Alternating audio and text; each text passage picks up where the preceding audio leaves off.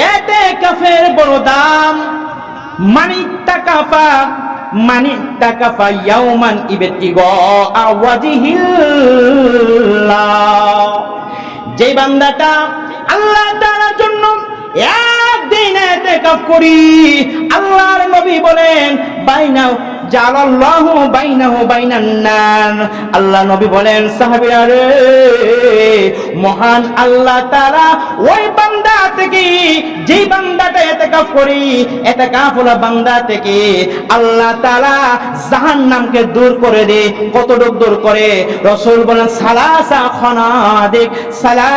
খনাদিক, 3 খন্দক ওই জাহান্নাম আর বান্দার মধ্যে তফাৎ হয়ে যায়। আমার বন্ধুরা, অবশ্যই বান্দার দিলে প্রশ্ন দেখতে পারে কত দূর ধরে, মানে খন্দকটা কি দাম আর খন্দক কত দূর? আল্লাহ রাসূল বলেন আবাআদা মা বাইনাল খাফিয়াতাইন, আর ওই খন্দকটা হলো, একটা খন্দক হলো আসমান এবং জমিনের যে গ্যাপ জায়গাটা, দূরত্বটা এর চাইতেও বেশি। সুবহানাল্লাহ। দেখেন একদিনের জন্য, একদিন ইতিকাফ করলে এমন 3টা আসমান দূরত্ব করবে তাকে, জাহান্নামকে। তাহলে 10 দিন ইতিকাফ করলে 30 খন্দক। সুবহানাল্লাহ বলে বান্দা থেকে জাহান্নাম দূরে চলে যাবে। এবার ভাইরা, এই ইতিকাফ এমন এক ইতিকাফ, আল্লাহর হাবিব বলেন মানে ইতিকাফা আশরম ফি রমাদান, মাহে রমাদানের শেষ দশকে যে বান্দা ইতিকাফ করবে, আল্লাহ তাআলা ওই বান্দার আমলনামায় আরো অনেক সওয়াবের ব্যবস্থা করেছেন।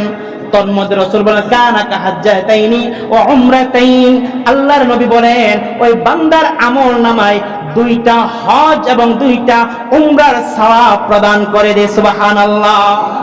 আমার ভাইরা, বর্তমান প্রেক্ষাপটে কোন বান্দা যদি হজ করতে যায় 5 থেকে 7 লক্ষ টাকা খরচ হয়ে যায়, উমরা করতে গেলে 1.5 থেকে 2 লক্ষ টাকা খরচ হয়ে যায়। আল্লাহ রাসূল বলেন যদি কোনো বান্দা মাহে রমাদানের শেষ দশকে ইতিকাফ করে, আল্লাহ তাআলা একটা নয়, 2টা নয়, একটা নয়, আল্লাহ তাআলা 2টা করে হজ, 2টা করে উমরার সওয়াব বান্দার আমলনামায় ঢুকায় দেয়। বলেন আলহামদুলিল্লাহ। আমার প্রাণের ভাইরা, ইতিকাফ যারা করবে তারা বালেগ হতে হবে, মুসলমান হতে হবে। ইতিকাফ হলো 3 প্রকার। কয় প্রকার বলেন? ইতিকাফ 3 ধরনের হয়। একটা হলো নফল, আরেকটা হলো সুন্নতে মুআক্কাদে কিফায়া, আরেকটা হলো ওয়াজিব। তাহলে নফলের মনে করেন এখন আমরা যে মসজিদে প্রবেশ করলাম, আমরা যদি এরকম নিয়ত করি ইতিকাফের নিয়তে মসজিদে প্রবেশ করলাম, এটাও আমার কি ইতিকাফ হয়ে যাবে আলহামদুলিল্লাহ। ইতিকাফের মানে নফলের কোনো সীমা নেই। এটা আধা ঘন্টা হতে পারে, 1 ঘন্টা হতে পারে, 5 মিনিট হতে পারে, 1 দিন হতে পারে। বুঝতে পারছেন? এটা নফল। আমি যেই সময়কে মসজিদে প্রবেশ করব তখন আমরা কি ইতিকাফের নিয়তে প্রবেশ করব। যেমন যারা তাবলীগ জামাতে মানে যায় আর কি, তাদেরকে কি প্রথমেই দেখবেন তারা আয়েশা মসজিদের বাইরে একটা গোল মিটিং করে না, তাদের আমির সাহেব কয়ে দেয় যে আমরা যখন এখন মসজিদে প্রবেশ করি ইনশাআল্লাহ আমরা কি নফল ইতিকাফের নিয়ত করে প্রবেশ করতেছি, সেজন্য জায়েজ থাকা। 2 নম্বরে সুন্নতে মুআক্কাদে কিফায়া। কিফায়া মানে কি? মানে মহল্লার সমস্ত মানুষ থেকে যদি করে সবাই তো ভালো আলহামদুলিল্লাহ, যদি সবার থেকে কিছু মানুষও করে তাহলে কি সবার থেকে আদায় হবে। তাহলে বলেন তো যারা এই মাহে রমাদানের যে ইতিকাফ, এটা হলো কি সুন্নতে মুআক্কাদে কিফায়া। মহল্লার সকল ব্যক্তি থেকে কয়েকজন ব্যক্তি করলে আল্লাহ তাআলা সবার পক্ষ থেকে কবুল করবেন। বলেন আলহামদুলিল্লাহ। তাহলে যে সমস্ত বাইরে ইতিকাফ করে তারাকে আমরা উপকার করে না অপকার করে? উপকার করে। উপকারের বদলে আমরা কি তাদেরকে কিছু খেদমত করতে পারি না? শুধু লাভ নিয়ে দেবেন গা। এই ইতিকাফ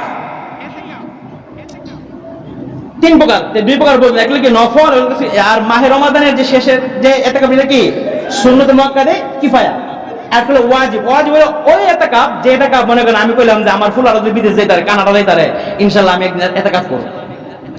যখন আপনার ছেলে কানাডা চলে গেছে তখন আপনার উপরে এই এতেকাফ করা ওয়াজিব হয়ে গেছে। সেটা কি রোজার সাথে করতে হবে। সুন্নত মুআক্কাদা এবং ওয়াজিব যেটা মান্নতের, এই দুটোটা কি রোজার সাথে করতে হবে, কমপক্ষে একদিন এক রাত। আর যে নফল এতেকাফ ওইটা কোনো কি মানে যে রোজার শর্ত নয়, আপনি যে কোনো সময় করতে পারবেন। তাহলে আমরা যে মাহে রমাদানের সুন্নত মুআক্কাদা কিফায়া যে এটা আমরা কাটাবো ইনশাআল্লাহ, এটা 10 দিন। কদিন? 10 দিন। 10 দিন কমে যারা করবে এটা কি সুন্নত মুআক্কাদা কিফায়া আদায় হবে না, এটা নফল আদায় হবে। যারা 20 রোজার দিন গিয়ে 21 যে রাত্র সূর্য ডোবার পূর্বে তারা কি মসজিদে প্রবেশ করবে। আর শাওয়ালের চাঁদ দেখার পরে বাইর হবে, তাদের জন্য কি ওই 2টা হজ্জের সওয়াব, 2টা উমরার সওয়াব দেবে। কিন্তু বাইঙ্গা যারা বসে মানে 2 দিন 3 দিন লাগে অনেকে বসে না, সমস্যা নেই, সওয়াব হবে। কিন্তু কি হবে? নফল সওয়াব হবে। কি হবে বলেন? নফল সওয়াব হবে। সেজন্য ভাই যদি সবে কদরকে পাইতে চান, কি চান? পৃথিবীর জীবনে এমন একটা ব্যক্তি আছে যে ব্যক্তির কোনো কি সবে কদর মাইন্ড নাই, কি নাই? সবে কদর জেমাডুই যাক, খালেদা যাক, বিলেদা যাক, যেভাবেই যাক না কেন, কিন্তু এইবার আর উফদ হইতে এইবারে রাইকা কি সবে কদর যাওয়ার কোন কি সিস্টেম নাই। সেটা হলো এতেকাফ যে ব্যক্তি করবে। এতেকাফ আল্লাহর হাবিব মাহে রমাদানের সমস্ত দিনগুলোর মধ্যে আল্লাহর হাবিব এতেকাফ করতেন শুধুমাত্র সবে কদরের আশায়। অমনি করে জিবরাইল বললেন, ইয়া রাসূলুল্লাহ, ইয়া হাবিবাল্লাহ, পয়গম্বর আপনি এত কষ্ট করতে হবে না। আল্লাহ রাব্বুল আলামিন মহান পরওয়ারদিগার আলম বলেছেন, নবী গো আমি ওই সবে কদর 20-এর পরে 21 থেকে 21, 23 আমি আল্লাহ তাআলা 25, 27, 29-এর ভিতরে রেখে দিয়েছি। সুবহানাল্লাহ। আল্লাহ রাব্বুল আলামিন ওই নির্দিষ্ট কেন করলেন না?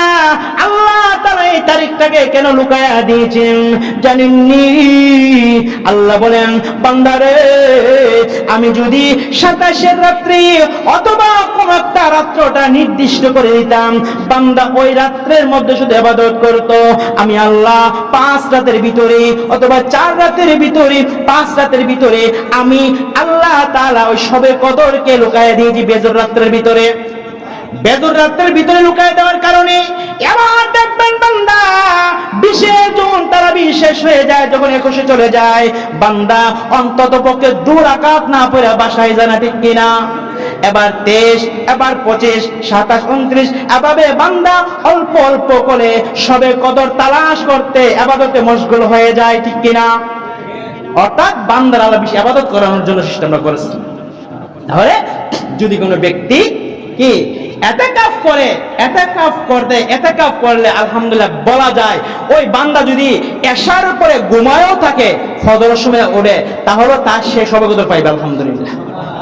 আরেকটা বিষয়, যারা এতেকাফে বসবেন, হ্যাঁ এতেকাফে বসার পরে মানে কি আবদ্ধ বন্দী হয়ে যায়, কোনো স্বাধীন নাই, শুধু বিশেষ জরুরতে যেমন উজ এবং ইস্তেনজা ব্যতীত বাইরে হওয়া যাবে না। বিড়ি হওয়ার জন্য বাইরে যেত না, স্পষ্ট। যারা বিড়ি আনবো কোনো দরকার নাই, বিড়ি ছেড়ে যদি বলতে পারেন আপনার বসে নাহলে কোনো দরকার নেই, ফাও কষ্ট করবেন। যারা এতেকাফে বসবেন উযু ইসলাম ছাড়া কি বাইরে হওয়া যাবে না, কারোর সাথে কথা বলা যাবে না।